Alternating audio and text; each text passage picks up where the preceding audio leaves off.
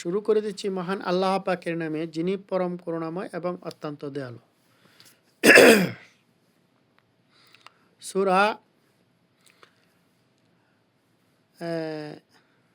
আমি শুরু করতেছি। সূরার নাম কি? ইজাজা না, আরাইতাল্লাজি উকাজ্জিবু বিদ্দিন ফাযালিকাল্লাযী ইয়াদুল ইয়াতীম। তুমি কি দেখেছ ওই ব্যক্তিটিকে যে দিনের থেকে, ধর্মের থেকে প্রথমই বাদ, কে যে এতিমকে ধাক্কা দিয়ে দূরে সরিয়ে দেয়। তাহলে এই এতিম, আমি পরের ব্যাখ্যাটা আয়াতের, বাকি আয়াতের ব্যাখ্যা একটু পরে দেব। আগে হ্যাঁ এতিম সম্বন্ধে একটু বলিনি। এই এতিমটা কে?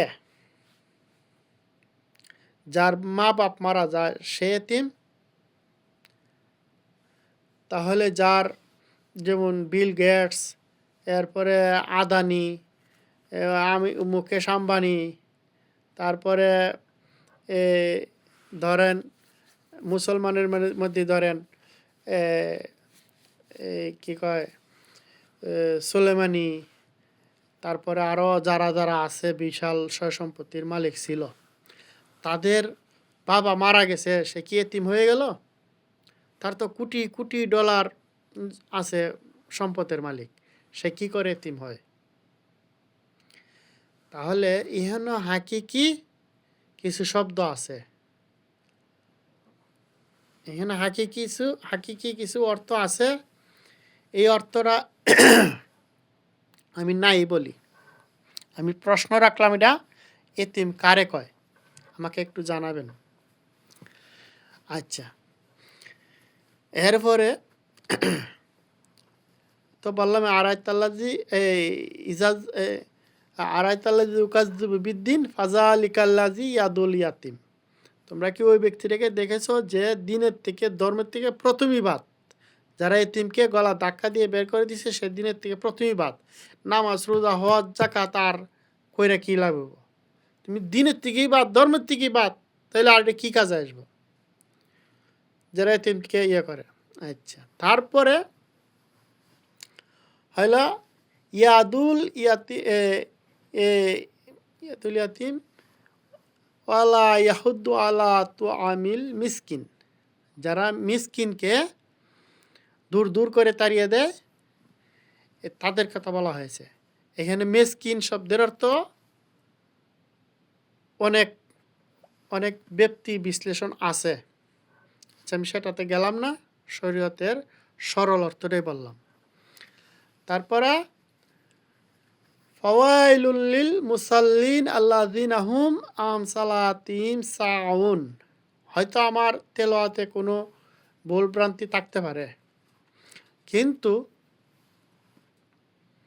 আমি যা বোঝাইতে চাইতেছি সেটাই হচ্ছে দর্শন, সেটাই হচ্ছে আসল বিষয়, মূল বিষয়বস্তু।